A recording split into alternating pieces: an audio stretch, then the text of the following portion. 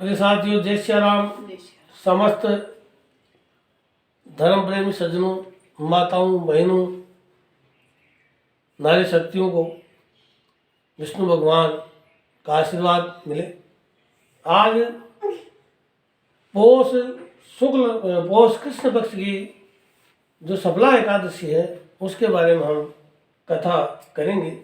भगवान विष्णु का आशीर्वाद प्राप्त करेंगे। जो भी एकादशी की जाती है वो सब भगवान विष्णु के नाम से ही की जाती है। इस एकादशी का नाम सफला एकादशी यानी हर प्रकार का फल देने वाली एकादशी कहलाती है। और भगवान विष्णु सभी को आशीर्वाद प्रदान करते हैं। ओम मंगलम भगवान विष्णु मंगलम गरुड़ध्वज मंगलम पुंडरीकाक्ष मंगलायतनो हरि गजाननं भूतगणाधिसेवितं कपित्थजम्बूफलचारुभक्षणम् उमासुतं शोकविनाशकारकं नमामि विघ्नेश्वर पादपङ्कजं। बोलो विष्णु भगवान की जय। तो सबला एकादशी पौष कृष्ण पक्ष की एकादशी को मनाया जाता है। युधिष्ठिर ने प्रश्न किया कि हे मधुसूदन, हे श्री कृष्ण भगवान, पौष कृष्ण एकादशी का क्या नाम है और उस दिन किस देवता की पूजा की जाती है, ये मुझे विस्तार से बताइए। तो भगवान श्री कृष्ण भगवान विष्णु के अवतार कहने लगे कि हे धर्मराज, एकादशी व्रत से मैं जितना प्रसन्न होता हूँ उतना अधिक दक्षिणा पाने वाले यज्ञ से भी प्रसन्न नहीं होता। अतः इसे अत्यंत भक्ति और श्रद्धा से युक्त होकर के करना चाहिए। हे राजन, अब द्वादशी युक्त पौष कृष्ण एकादशी का महात्म्य भी सुन लो। इस एकादशी का नाम सफला एकादशी है। इस एकादशी को भगवान नारायण की पूजा की जाती है और इस व्रत को विधि पूर्वक करना चाहिए।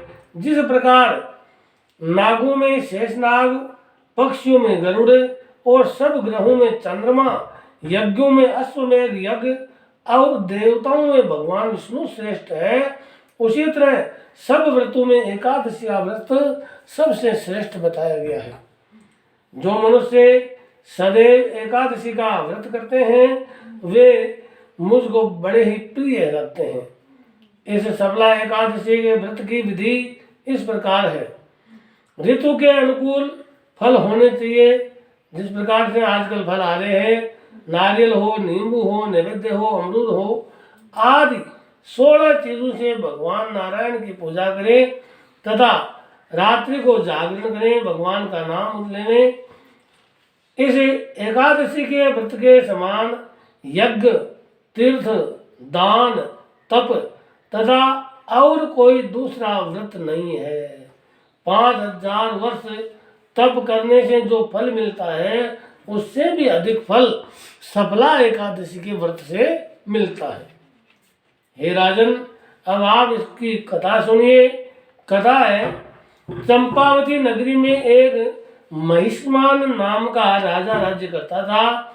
उसके 4 पुत्र थे। उन सब में लुम्पक नाम का बड़ा पुत्र महापापी था।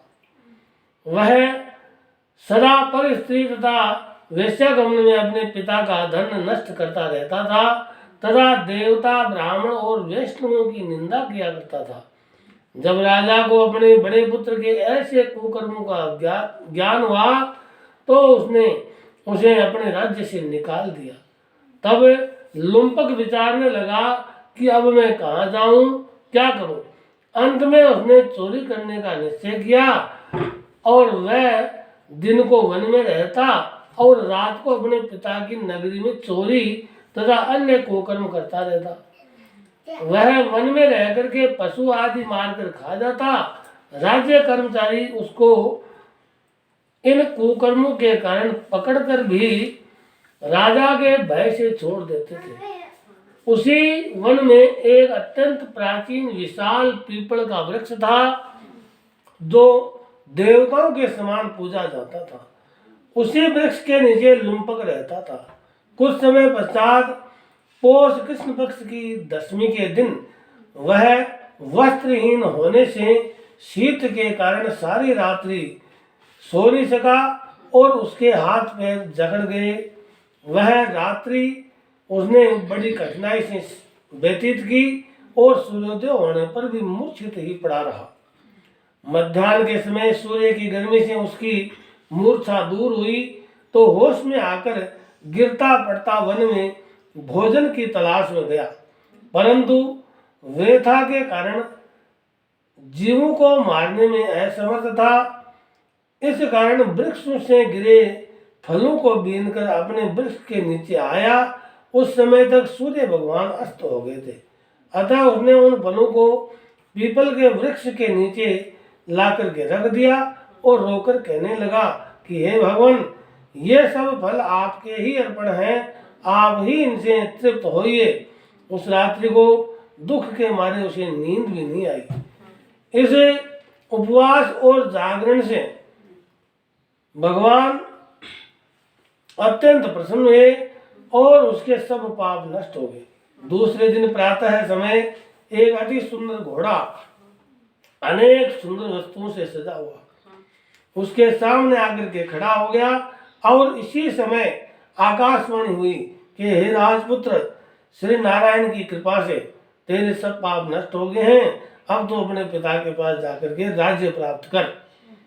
आकाशवाणी सुन करके लुम्पक बड़ा प्रसन्न हुआ और दिव्य वस्त्र धारण करके भगवान आपकी जय हो ऐसा कहकर अपने पिता के पास चला गया और उसने संपूर्ण कथा सुनाई। कथा सुन करके उसके पिता ने बड़ी प्रसन्नता से उसे अपना समस्त राज्य का भार सौंप दिया और व्रत करने वन को प्रस्थान करने के लिए चला गया। अब लुम्पक शास्त्रानुसार राज्य करने लगा। उसके स्त्री पुत्र सभी नारायण के परम भक्त बन गए तथा व्रत होने पर वह भी अपने पुत्र को राज्य का कार्य सौंपकर तपस्या करने के लिए वन में चला गया और अंत में वैकुंठ को प्राप्त हुआ। अतः जो मनुष्य भक्ति पूर्वक सफला एकादशी का व्रत करते हैं उनको अंत में मुक्ति मिलती है। जो मनुष्य इस सफला एकादशी का व्रत नहीं करते वे पूंछ और सींगों रहित पशु के समान है।